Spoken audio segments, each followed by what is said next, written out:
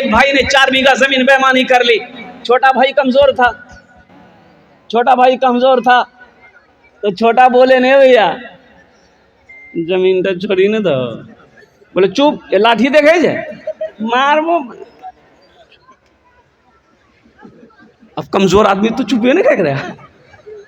पूरे मोहल्ले में बेचारा घर घर जाके बोला, यो हमारा भैया को समझाइए ना, वो 4 बीघा जमीन देखिए मेरा दबा लिया है, दे नहीं रहा, कुछ बोलते हैं ना मारता है। तो लोगों ने कहा कि तू पंचायती बैठा, मुखिया को बोला, सरपंच को बोला, प्रमुख के बोला, पूरे मोहल्ले वाले को बैठाओ, पंचायती करो, वो जमीन कहाँ देगा, एकदम देगा। मुखिया को बोला, प्रमुख को बोला, सरपंच को बोला, पार्षद को बोला, मेंबर को बोला, पूरा गांव वाला जमा हुआ। उसके बड़े भाई को बुलाया गया। मुखिया जी बोला, अरे भाई ये तुम्हारा छोटा भाई है, इसकी जमीन दे दो।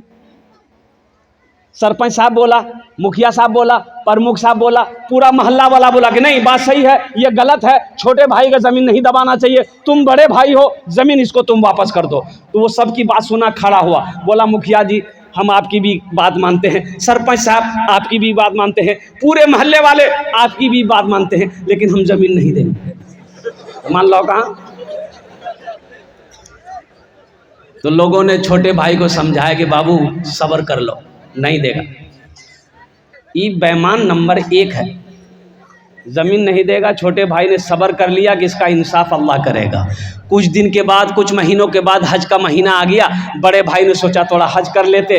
ओहो, हज की पूरी मुकम्मल तैयारी हो गई और कुर्बान जाओ जिस दिन हज में निकलना था, सोचा कि थोड़ा सा हजरत से मुलाकात कर लें, मौलाना निसार साहब की दुआएं ले लेंगे, अल्लाह वाले हैं, इनकी दुआएं लग जाएगी, हम मक्का मदीना पहुंच जाएंगे, सफ़र आसान हो जाएगा। अब मदरसा दारुल उलूम मौलाना निसार साहब के पास वो आदमी पहुंचा, सलाम किया, बैठा। तो मौलाना निसार साहब सारा वाक़े से वाकिफ़ थे, सारे वाक़े से वाकिफ़ थे मौलाना निसार साहब। ये जो मेरे सामने में बैठा है बेईमान नंबर 1 है, अगर इम्तिहान बेईमानों का लिया जाए तो ये 1st डिवीज़न में पास करेगा। तो मौलाना निसार साहब ने कहा कि कैसे बाबू, कैसे आना हुआ? बोले हे मौलवी साहब तोरा मालूम नहीं छो? बोले नहीं। बोले हम हाँ जाओ में जाइए। बोला अच्छा, हज में जा रहा है तो पिछले का मामला फीट फाट है। बोला कि हजरत पीछे कौन मामला है, हम तो साफ सुथरा आदमी हैं। तो मौलाना निसार साहब को मालूम था कि अपने छोटे भाई का 4 बीघा जमीन बेईमानी किया है। तो हजरत ने कहा कि अपने भाई के जो 4 बीघा जमीन बेईमानी किए हो उसका। बोला अल्लाह हजरत उसी को माफ कराने तो हम जा रहे हैं।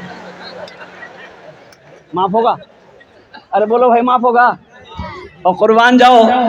हजरत ने जवाब दिया कि नादान, अरे तू नादा क्या कहते नाकल है, एक हज नहीं तू 50 हज भी कर लेगा, अल्लाह तेरे हज को उस वक्त तक कबूल नहीं करेगा जब तक बेईमानी की भी जमीन अपने छोटे भाई की वापस नहीं कर देगा। इसलिए मुसलमानों, नौजवानों, ये दुनिया तफरी का नहीं है, ये दुनिया आराम का नहीं है, ये दुनिया ऐश व इशरत की जगह नहीं है, ये दुनिया इम्तिहान गाह है।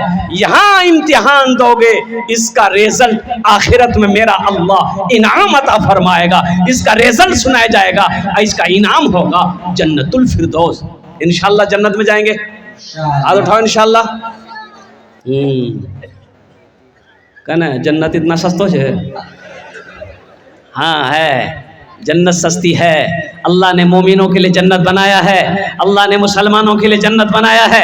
अल्लाह ने जिसने कलमा तैयबा ला इलाहा इल्लल्लाह मुहम्मदुर रसूलुल्लाह पढ़ा है, अल्लाह ने उसके लिए जन्नत में तैयार कर। एक जगह तकरीर करके उठे, एक आदमी बोले मौलवी साहब रुको, की बात बोले मौलवी साहब जन्नत में बीड़ी मिलते, बीड़ी? कहा कि तौबा तौबा। क्या है भाई? बोले कि हजरत क्या करें, आदत बहुत खराब है, हमरो नहीं पिए छे, हमरा अच्छा नहीं लगे बीड़ी।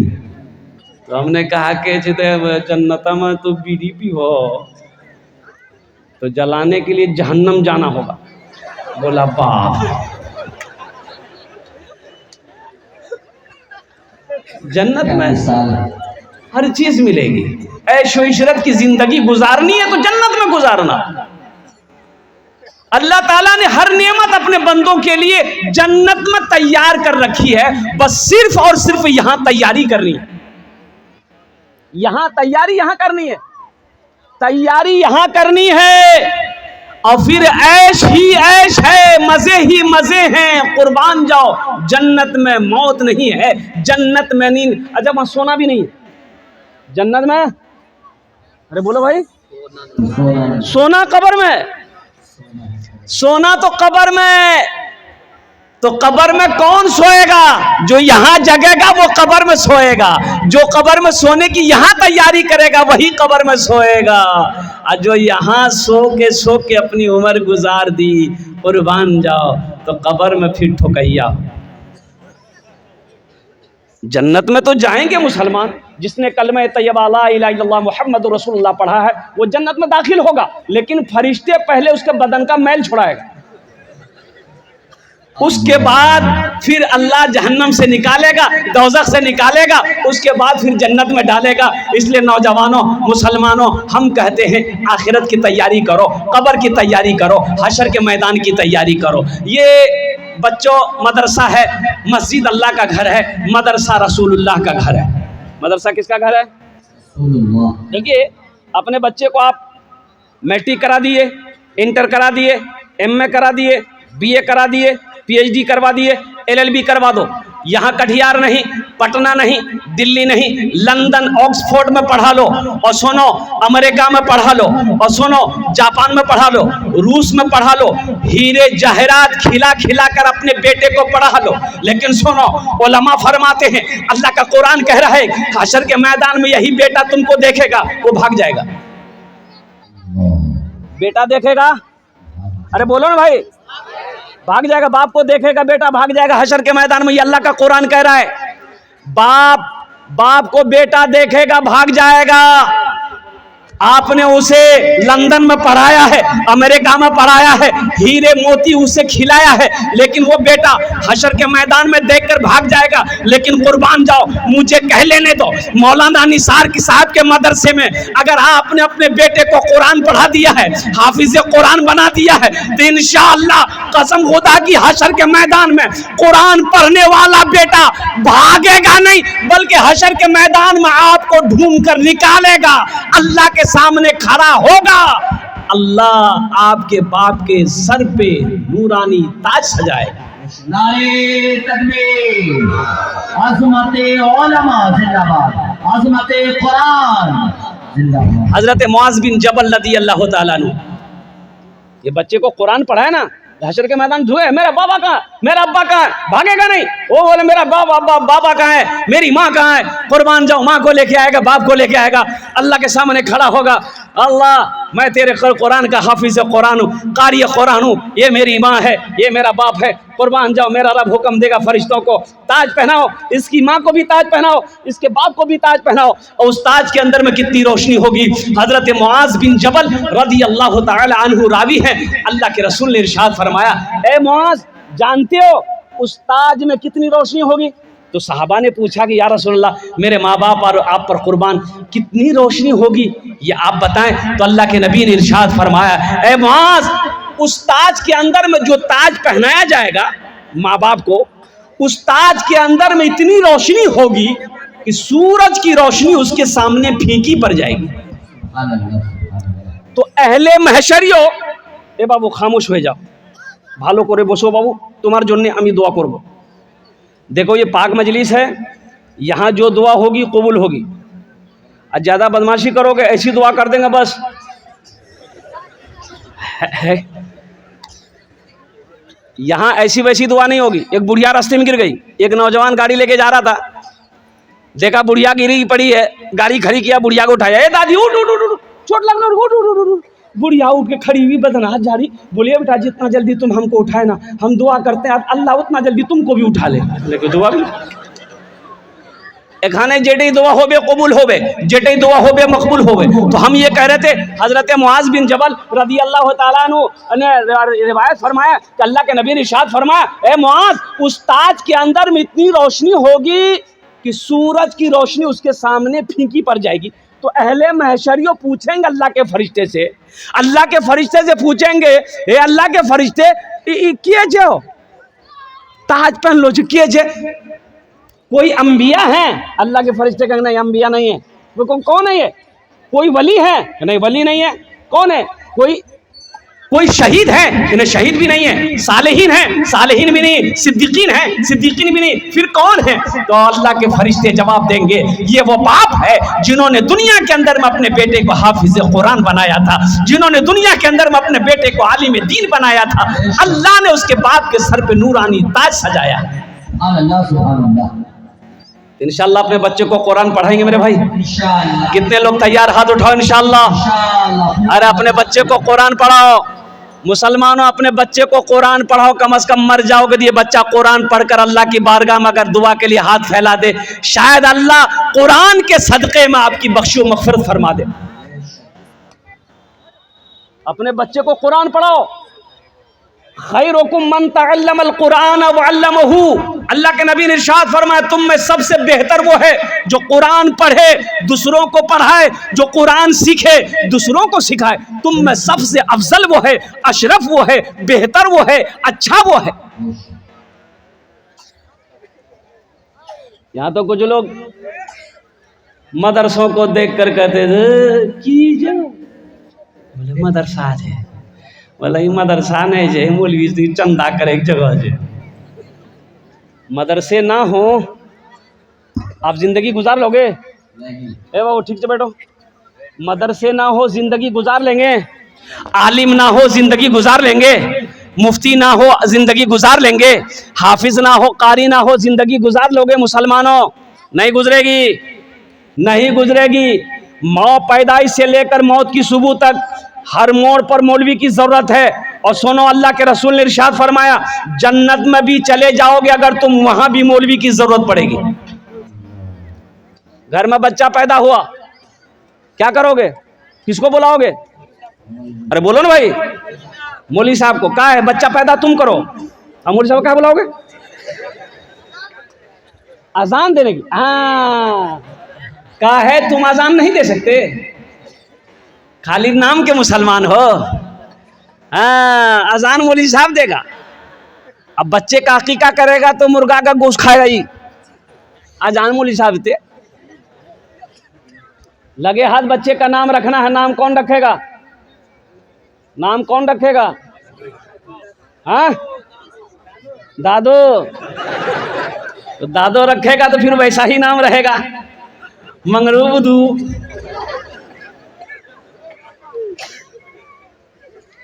किशनगंज जिला में एक लड़का खिदमत कर रहा था, जलसे में गया था, 13-14 साल का बच्चा था, बड़ी खिदमत की, दिल से दुआ निकली। मैंने उसके सर पे हाथ रखा, हमने कहा कि बेटा ती मोरनी दिल खुश करे दिलो, वहाँ सुरजापुरी बंगाली बोलते हैं। तो हमने पूछा कि बेटा तोर नाम की छोकरे? बोले नहीं बोलूँ, मोग लाज लगो। बोला हम नहीं बता पाएंगे, मुझे शर्म आ रही है। तो हमने कहा कि तू पहला बच्चा है जो अपना नाम बताने में शर्मा रहा, बोल नहीं नाम की छोक, बोल नहीं। बोले हजरत मोर नाम नहीं, मोर नाम छे फटकन। बोले फटकन के रख्याल को रे? बोले मोर दादो रख्याल की। तो तोर दादोर नाम की रे? बोले मोर दादोर नाम रहे लटकन। दादो से रखवाओगे तो यही सब नाम रखाएगा। बच्चे का हक मत मारो। एक बात याद रखना, माँ बाप के बेशुमार हुकूक औलाद के ऊपर में है, लेकिन औलाद के भी कुछ हक माँ बाप के ऊपर में है।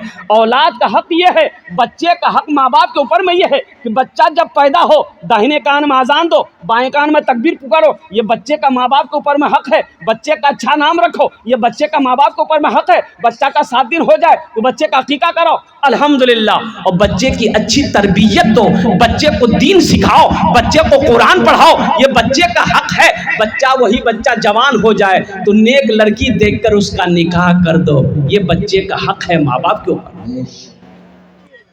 बहुत सारे लोग यहाँ पर होंगे, इसलिए कि वक्त की किल्लत है, मैं तकरीर को अपनी बातों को तवील करना नहीं चाहता। बहुत सारे लोग यहाँ पर इस मजमे में हैं, वो सोच रहे होंगे कि काश हशर के मैदान में मेरे सर पे भी ताज होता, अल्लाह पहनाता। लेकिन अफसोस हम अपने बेटे को हाफिज कुरान आलिम दीन नहीं बना पाए, हम अपने पोते को नहीं बना पाए। एक अमल है, अल्लाह के ख़जाने में किसी चीज़ की कमी नहीं है। है भाई, अल्लाह ख़जाने की कमी है? और बोलो भाई है? नहीं है? तो सुनो मुसलमानों, क्या आप चाहते हो कि ये हाफिज कुरान मेरे हाथों को पकड़े जन्नत में? एक हाफिज कुरान 10 आदमी को जन्नत में लेकर जाएगा। एक हाफिज कुरान कितने को लेकर जाएगा? अरे बोलो भाई कितने लोग? हाथ उठा के बताओ ना, कितने लोगों को? 10 आदमी को जन्नत में लेकर जाएगा। ए बाबू, ए बैठिए बैठिए। हे बाबू, हे हल्का होना है, जो गड़बड़ कर देगा। एक जगह ऐसे ही तकलीफ कर दिया, एक नौजवान खड़ा हुआ, बोला, हमने कहा क्या हुआ, बोला है बैठो, बैठ गया। 10 मिनट बाद फिर खड़ा हुआ, हमने कहा काहे परेशान है, बैठो, बैठ गया। कुछ देर के बाद मेरी तकलीफ खत्म हो गई, देखिए बैठा हुआ है, नज़र पड़ गई तो हमें इशारा किया, बेटा जो, बोला नहीं जाएंगे। हमने कहा काहे नहीं जाएगा, वो नौजवान बोला क्या करने जाएंगे, जो करने जा रहे थे वो यही होगी, अब जाने की जरूरत नहीं है।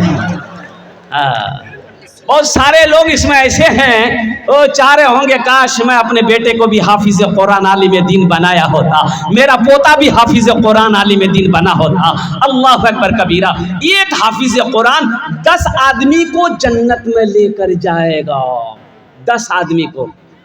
एक हाफिज कुरान कितने को लेकर जाएगा भाई? 10 आदमी को। एक वकील साहब कितने को लेकर जाएगा? वकील साहब नहीं, इंजीनियर साहब, प्रोफेसर साहब, अब बड़ा बाबू दरोगा जी, वाह, वो तो खुद ही खतरा में रहेगा।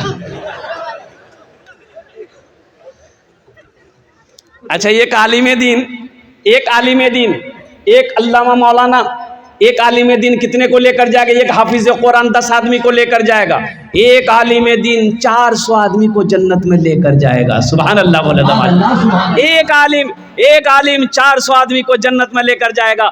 तो बहुत सारे लोग सोच रहे होंगे काश मेरा बेटा, मेरा पोता, मेरा भतीजा भी हाफिज कुरान होता तो अल्हम्दुलिल्लाह सुम्मा अल्हम्दुलिल्लाह, ओह वो मेरे भी हाथों को पकड़ता, जन्नत में दाखिल कर देता अल्लाह के हुक्म से। तो मेरे भाइयों, एक अमल है, एक अमल है, एक अमल है। अगर मैं बताऊं तो करोगे? कितने लोग करोगे? हाथ उठाओ, इंशाल्लाह मैं दुआ करूंगा। अल्हम्दुलिल्लाह, माशाअल्लाह, अल्हम्दुलिल्लाह। सारा मजमा तैयार है। आमी আপনার জন্য 10 দোয়া করব, আমি আপনার জন্য 10 দোয়া করব। और এখানে শুনুন, এখানে যেটাই দোয়া হবে কবুল হবে, এখানে যেটাই দোয়া হবে মকবুল হবে। আমি কোছি না, আল্লাহর কোরআন কোছে, ওয়াকালা রব্বুকুম উদউনি আস্তাজিব লাকুম। मेरा अल्लाह कहता मेरा बंदा तुम मुझे पुकारो, मैं तेरी दुआ को कबूल करूंगा। मेरा अल्लाह कह रहा है तुम मुझे पुकारो, मैं तेरी दुआ को कबूल करूंगा। आमी मुसाफिर आदमी, मुसाफिर की दुआ अल्लाह रद्द नहीं करता है। हम 10 दुआ करेंगे इंशाअल्लाह।